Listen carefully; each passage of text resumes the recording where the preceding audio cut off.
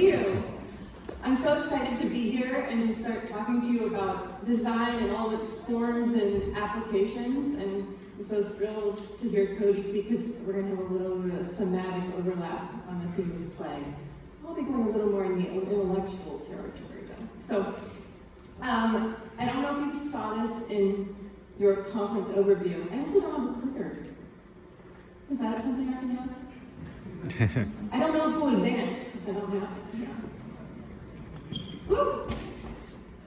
Here we go. Okay, so if you'll venture with me, I'd love to take you to 2030. I promise to get you back here safely. Is that okay? Well, welcome to 2020, or 2030. What if there weren't enough bees to pollinate our food supply? What if breakfast went from looking like this to looking like this? What if the 90+ crops that honeybees are responsible for pollinating were removed from the grocery store shelves? What if we had to perform their vast ecosystem services? What if the honeybees' tedious work became our work, and we had to wear these human pollination tool sets? Yeah, it's a good look, right? What if we had to wear these tool sets every day and pollinate on our way to work? Or what if this becomes your work? What if we had to magnify, pluck, scrape, collect, prepare, and apply over and over and over and over again? What if you had to be the bee? What if you enjoy it?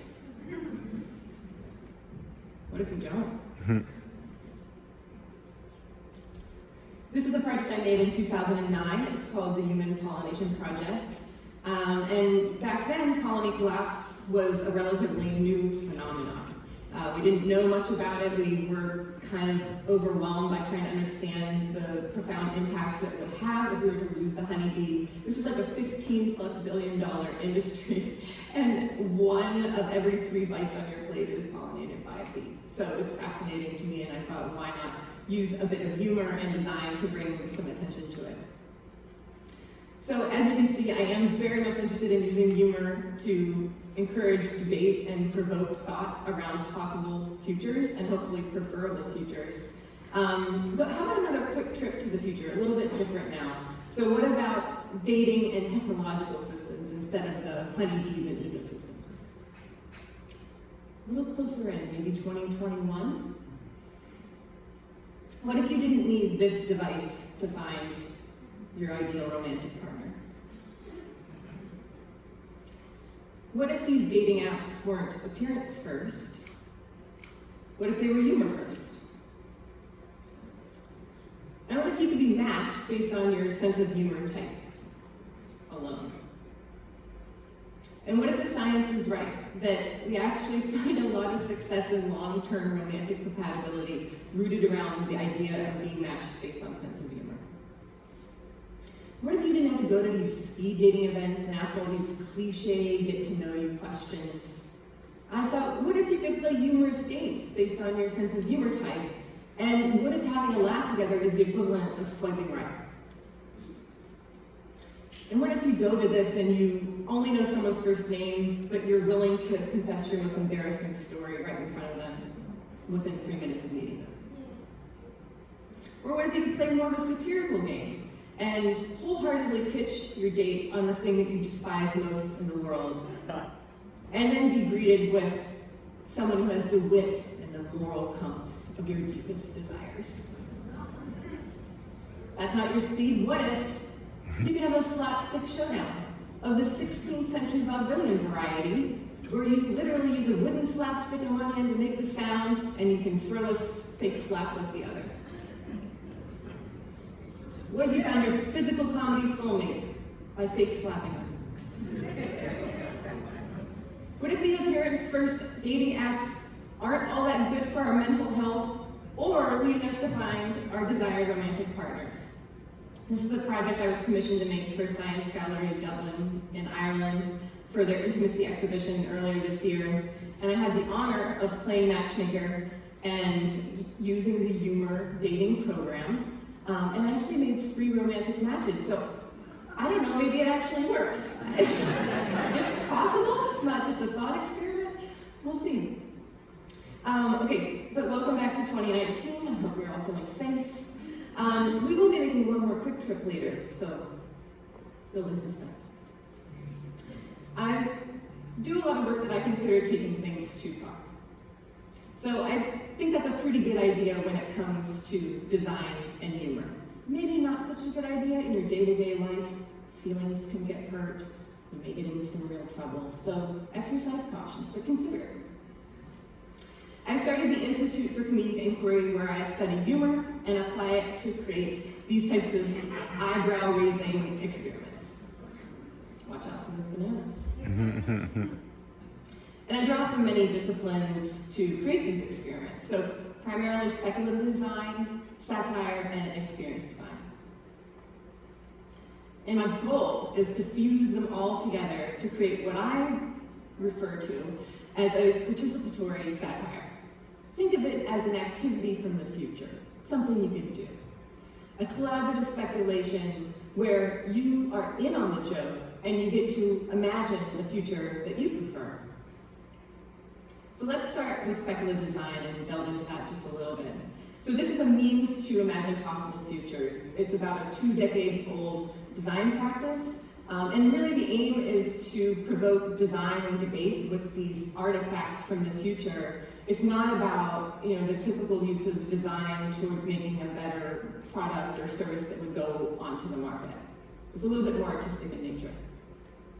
And it often manifests as an object or something tangible that you can put your hands on. So off to the one side we have the Human Pollination Project, which you just saw.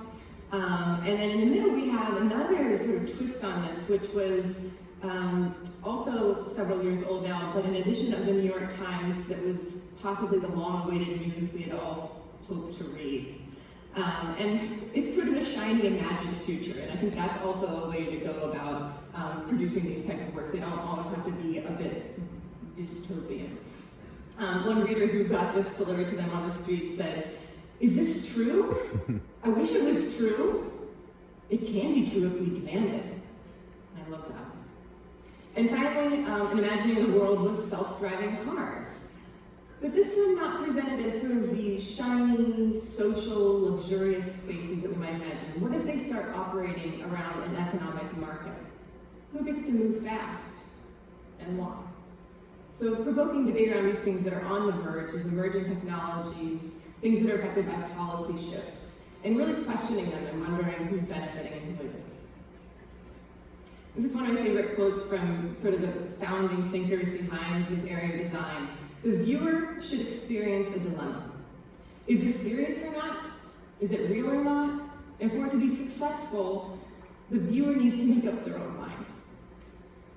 And really, I love that these objects make us ask a whole lot of questions. What is this for? Why on earth would we need it? Who's using this? Those sorts of things sort of open our imaginations, and only when an object is that provocative can that sort of imaginative play of the mind really start to happen. And I think we need to keep creating these things because we're moving really quickly. We're in the age of innovation. And sometimes we're moving so quickly that things can get missed. And so all these things are constantly shifting. And so we need to do a reality check on the social, economic, political, cultural value of these new products and services, and even policies that can have impacts on society.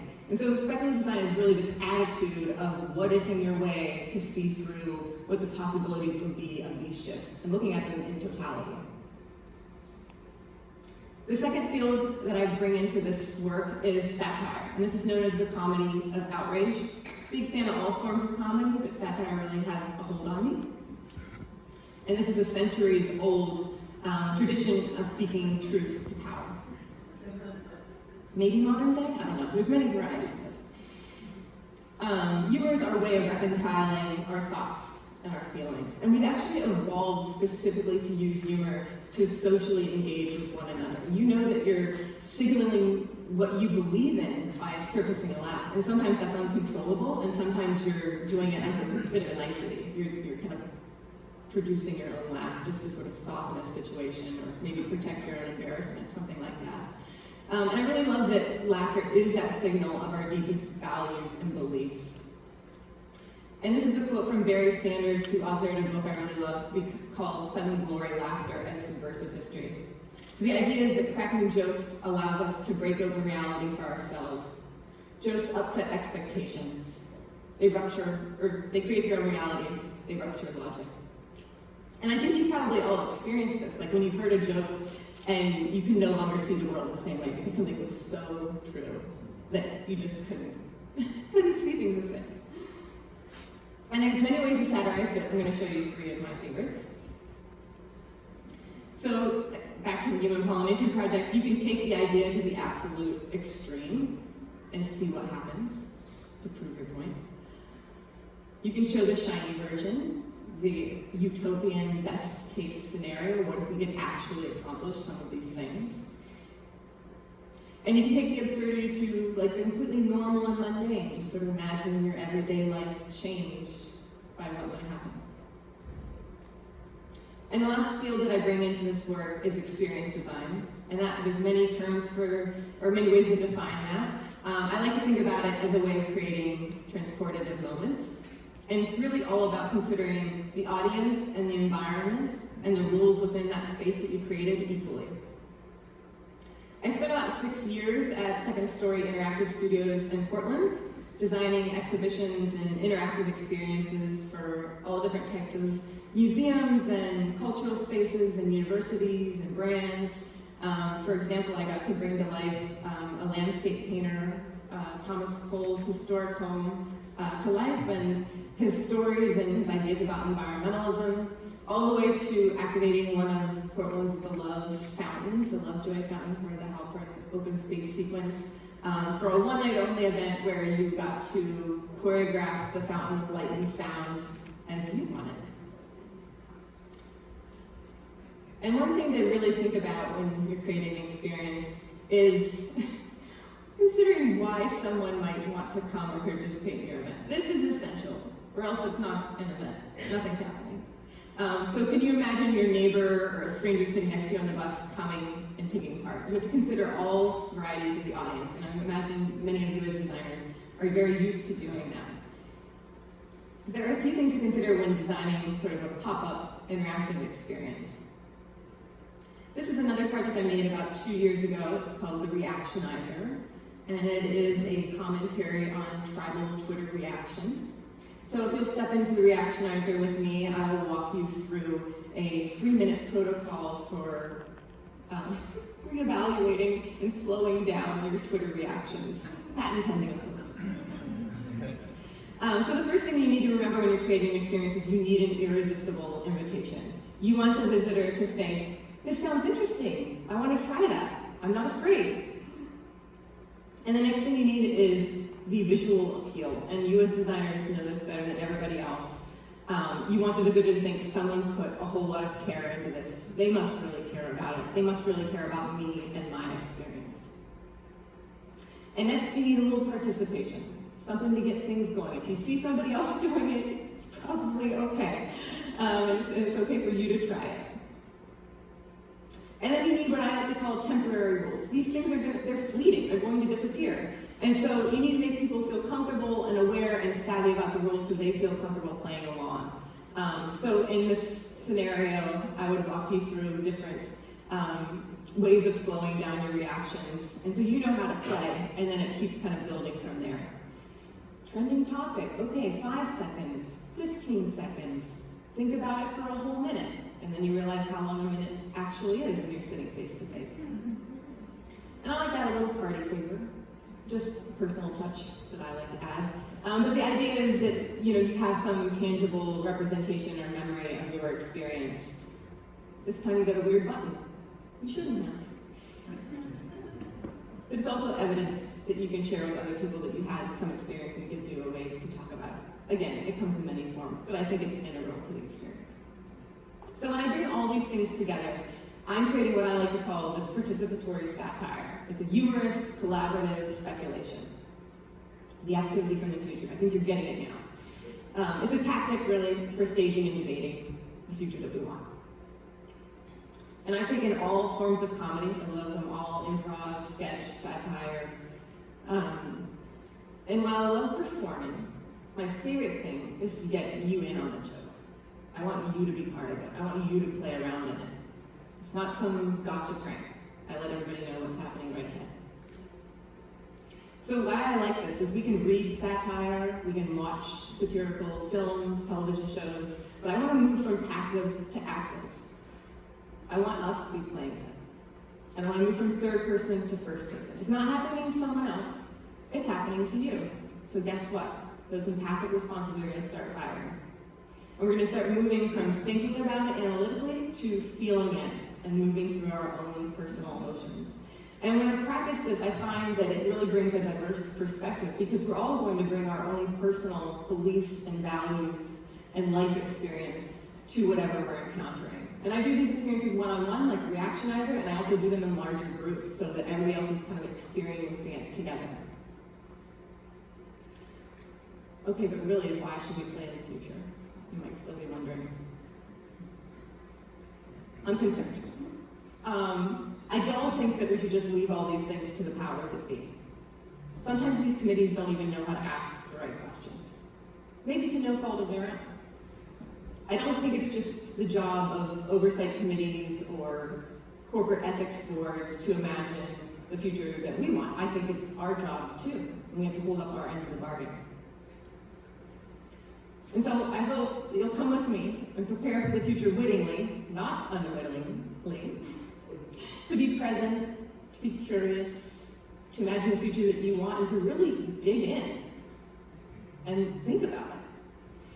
And we can all plan the future. It does not just happen to happen in these boardrooms, it can happen in public spaces. And again, it can be utopian and visionary, or it can be dystopian and illuminating. We all have different tastes for the future. And these absurdities, they're out there. And I'm hoping you'll join me in my spotting committee and see if you can find some out and about in your day-to-day. So the first variety is the boring absurdity. So those are the things that are like, you look at it and say, I'm falling asleep, this is so dull. But that's good. You could actually find that there's something really interesting there to discover. And then you've got the scary kind.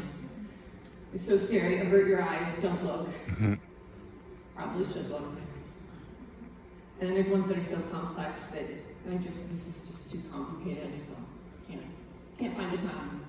But I think, as all of us know, as designers, that's sort of one of our special skills, is to find a way to simplify things and to wade through information and make it more interesting and concise. 3 more. These are the acronym variety. The too good to be true. Why is it free again? Probably should ask. And then we've got the intellectual property. So this is a tricky absurdity, because sometimes you can't ever find out the answer, but why can't we have access to that? Might be a good place to start. And lastly, to be determined. We're just perpetually always trying to determine it, so we'll just keep on doing that and doing the thing that we want, and then, don't look, don't ask. And I feel like if we all had the determination, we could keep digging into these things and looking for them and spotting them before they become realities. We're not going to 2022 yet, but we will be tomorrow. So I will be leading a breakout session about the latest absurdity I've spotted, which is this idea of biometric surveillance. So I started reading and seeing these sorts of clips.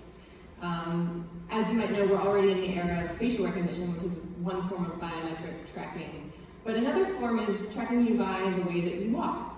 This was a real eyebrow raiser for me. 1, I didn't know the way that I walked was that unique.